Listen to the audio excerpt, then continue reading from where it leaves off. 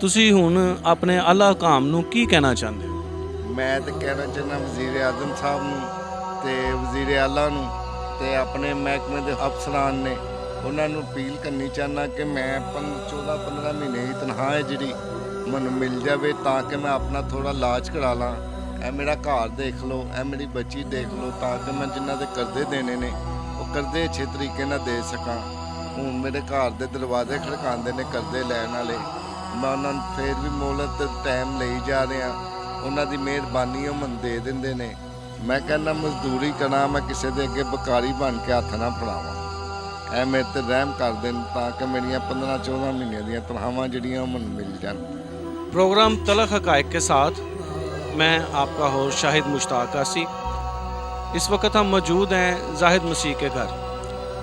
तो इनकी एक दुख भरी कहानी है जो हम इनसे सुनते हैं। अभी इनका मसला क्या है, क्या ट्रेजिडी इनके साथ गुजरी। यह जड़ा जख्म नज़र आ रहा है, यह ड्यूटी के दौरान ਤੁਹਾਡਾ ਦੌਰਾਨੇ ਡਿਊਟੀ ਮੇਰਾ ਐਕਸੀਡੈਂਟ ਹੋਇਆ ਸੀ। 14-15 ਮਹੀਨੇ ਦੀਆਂ ਮੈਨੂੰ ਤਨਖਾਹਾਂ ਨਹੀਂ ਮਿਲੀਆਂ। ਕੀ ਹੋਇਆ ਸੀ? ਤੁਹਾਡੀ ਕੋਈ ਹੱਡੀ ਟੁੱਟ ਗਈ ਸੀ? ਕੀ ਹੋਇਆ? ਮੇਰੀ ਹੱਡੀ ਫ੍ਰੈਕਚਰ ਹੋ ਗਈ ਸੀ। ਗੱਡੀ ਮੇਰੇ ਪੈਰ ਦੇ ਉੱਤੋਂ ਲੱਤ ਤੋਂ ਲੰਘ ਗਈ ਸੀ। ਮੇਰੇ ਦਰੋਗਿਆਂ ਨੂੰ ਵੀ ਪਤਾ ਸੀ, ਲੇਕਿਨ ਉਹ ਕਹਿੰਦੇ ਨਹੀਂ ਤੁਸੀਂ ਸਾਡੇ ਕੋਲ ਹੋ। ਉਸ ਵਕਤ ਤੁਸੀਂ ਕੰਮ ਕਰ ਰਹੇ ਸੋ ਤੇ ਗੱਡੀ ਵਾਲਾ ਤੁਹਾਡੀ ਲੱਤ ਦੇ ਉੱਤੋਂ ਗੱਡੀ ਲੈ ਗਿਆ। ਮੈਂ ਨੌਕਰੀ ਕੰਮ ਕਰ ਰਿਹਾ ਸਾਂ ਤੇ ਮੈਨੂੰ ਵੱਜਿਆ ਤੇ ਮੈਂ ਥੱਲੇ ਡਿੱਗਾ, ਮੇਰੇ ਉੱਤੋਂ ਟਾਇਰ ਲੰਘ ਗਿਆ ਤੇ ਉਹ ਉੱਥੇ ਖਲੋਤਾ ਵੀ ਨਹੀਂ ਤੇ ਮੈਂ ਉੱਥੇ ਤੇ ਲੰਮੇ ਪਿਆ ਰਿਹਾ ਵਾਂ।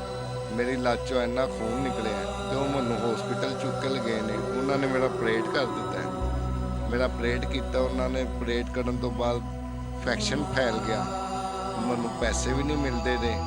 ਮੈਂ ਬਹੁਤ ਚਿਲਕਦਾ ਰਿਹਾ, ਕਲਪਾਉਂਦਾ ਰਿਹਾ, ਮੇਰੀ ਕਿਸੇ ਨੇ ਸੁਣੀ ਨਹੀਂ। ਮੇਰੀ ਛੁੱਟੀ ਵੀ ਪਾਸ ਹੁੰਦੀ ਸੀ, ਮੈਨੂੰ ਛੁੱਟੀ ਕਿ ਤੁਹਾਨੂੰ ਮੈਡੀਕਲ ਛੁੱਟੀ ਮਿਲਦੀ ਸੀ? ਮੈਡੀਕਲ ਛੁੱਟੀ ਮਿਲਦੀ ਸੀ, ਉਹਦੇ ਪੈਸੇ ਨਹੀਂ ਸਨ ਮਿਲਦੇ। ਮਤਲਬ ਡਾਕਟਰ ਤੁਹਾਨੂੰ ਲਿਖ ਕੇ ਦੇ ਦਿੰਦਾ ਸੀ, ਮਹਿਕਮਾ ਛੁੱਟੀ ਨਹੀਂ ਸੀ ਦਿੰਦਾ? ਡਾਕਟਰ ਲਿਖ ਕੇ ਦਿੰਦੇ ਸਨ, ਮਹਿਕਮਾ ਛੁੱਟੀ ਦੇ ਪੈਸੇ ਨਹੀਂ ਸੀ ਦਿੰਦਾ। ਮੈਂ ਤੇ ਚੁੱਕ ਕੇ ਪੈਸੇ ਆਪਣਾ ਲੋਕਾਂ ਦੇ ਕਰਜ਼ਿਆਂ ਥੱਲੇ ਆ ਗਿਆ। ਮੈਂ ਹੁਣ ਲੋਕਾਂ ਦੇ ਪੈਸੇ ਦੇਣੇ ਨੇ, ਉਹ ਮੰਗਦੇ ਨੇ ਮੇਰੇ ਕੋਲ, ਮੈਂ ਉਹਨਾਂ ਨੂੰ ਹੱਥ ਜੋੜ ਦੇਣਾ, ਥੋੜੇ ਤੱਲੇ ਕਰ ਲੈਣਾ। ਮੇਰੇ ਕੋਲ ਇਹ ਤੱਕ ਉਹਨਾਂ ਦੇ ਪੈਸੇ ਨਹੀਂ ਦਿੱਤੇ ਜਾਂਦੇ। ਕਿੰਨੇ ਮਹੀਨੇ ਤੁਹਾਨੂੰ ਤਨਖਾਹ ਨਹੀਂ ਮਿਲੀ? ਮੈਨੂੰ 14-15 ਮਹੀਨੇ ਤਨਖਾਹ ਹੀ ਨਹੀਂ ਮਿਲੀ। ਤੇ ਇਲਾਜ ਸਰਕਾਰੀ ਕਰਾਇਆ ਸੀ ਕਿ ਪ੍ਰਾਈਵੇਟ ਕਰਾਇਆ? ਸਰਕਾਰੀ ਪਹਿਲੇ ਪਲੇਟ ਤੋਂ ਬਾਅਦ ਫਿਰ ਪ੍ਰਾਈਵੇਟ ਕਰਾਇਆ ਸੀ। ਪ੍ਰਾਈਵੇਟ ਐਡਾ ਅੱਛਾ ਡਾਕਟਰ ਸੀ, ਲੇਕਿਨ ਉਹਨੇ ਪੈਸੇ ਬਹੁਤ ਜ਼ਿਆਦਾ ਲਿੱਤੇ ਸਨ। ਅੱਛਾ, ਤੇ ਤੁਹਾਨੂੰ ਤੁਹਾਡੇ ਮਹਿਕਮੇ ਨੇ ਕੋਈ ਇਲਾਜ ਮੁਆਵਜ਼ੇ ਦੀ ਸਹੂਲਤ ਦਿੱਤੀ? ਕੋਈ ਨਹੀਂ ਜੀ। ਜਿਵੇਂ ਤੁਸੀਂ ਦੱਸ ਰਹੇ ਹੋ ਕਿ ਪ੍ਰਾਈਵੇਟ ਡਾਕਟਰ ਤੋਂ ਇਲਾਜ ਕਰਾਇਆ, ਨਾ ਤੁਹਾਨੂੰ ਕੋਈ ਇਲਾਜ ਮੁਆਵਜ਼ੇ ਦੀ ਸਹੂਲਤ ਮਿਲੀ, ਨਾ ਹੀ ਤੁਹਾਨੂੰ ਮੈਡੀਕਲ ਛੁੱਟੀਆਂ ਮਿਲੀਆਂ? ਕੁਛ ਵੀ ਨਹੀਂ ਮਿਲਿਆ, ਨਾ ਪੈਸੇ ਮਿਲੇ ਨਾ ਛੁੱਟੀਆਂ। ਉਹਨਾਂ ਨੇ ਛੁੱਟੀਆਂ ਜਿਹੜੀਆਂ ਦਿੱਤੀਆਂ ਸਨ ਉਹ ਵੀ ਉਹਨਾਂ ਨੇ ਕੈਂਸਲ ਕਰ ਦਿੱਤੀਆਂ। ਮੇਰਾ ਐਡਾ ਹਾਦਸਾ ਵੇ ਤੇ ਮੈਨੂੰ ਫੇਰ ਗੈਰ ਹਾਜ਼ਰ ਕਰ ਦਿੱਤਾ। ਐਕਸਰੇ ਤੇ ਦੱਸ ਰਹੇ ਨੇ ਕਿ ਤੁਹਾਡੀਆਂ ਲੱਤਾਂ ਦੇ ਵਿੱਚ ਪਿੰਨਾਂ ਦੇ ਪੇਚ ਵੀ ਪਏ ਨੇ। ਹਾਂਜੀ, ਇਹ ਸਾਰਾ ਮੇਰੀ ਫਾਈਲ ਬਣੀ ਸੀ। ਇਹ ਵੇਖੋ, ਇਹਨਾਂ ਐਕਸਰਿਆਂ ਤੋਂ ਤੇ ਪਤਾ ਲੱਗ ਰਿਹਾ ਹੈ ਕਿ ਤੁਹਾਡੀਆਂ ਲੱਤਾਂ 'ਚ ਸਰੀਏ ਤੇ ਪੇਚ ਪਏ ਨੇ। ਹਾਂ, ਇਹ ਵੇਖੋ ਮੇਰਾ ਫਾਈਲ ਬਣੀ ਹੋਈ ਹੈ। ਜੇ ਐਕਸਰੇ ਸਨ ਜੇ ਤੇ ਸਾਰਾ ਕੁਛ ਹੈ, ਕੁਛ ਵੀ ਨਹੀਂ ਮਿਲਿਆ ਮੈਨੂੰ, ਸਾਰਾ ਕੁਛ ਮੇਰੇ ਕੋਲ ਹੀ ਹੈ।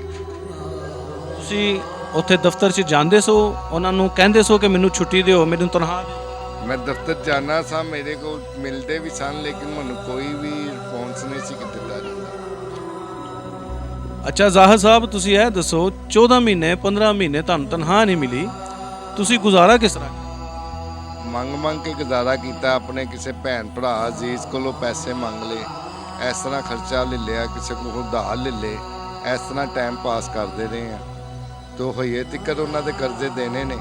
ਉਹ ਸਿਰ 'ਤੇ ਜਦੋਂ ਤਨਖਾਹ ਆਉਂਦੀ ਹੈ ਪੈਸੇ ਲੈਣ ਆਈ ਜਾਂਦੇ ਨੇ, ਤਨਖਾਹ ਆਉਂਦੀ ਹੈ ਪੈਸੇ ਦਿੱਤੇ ਜਾਂਦੇ ਨੇ ਤੇ ਕੁਛ ਬਚਦਾ ਹੀ ਨਹੀਂ।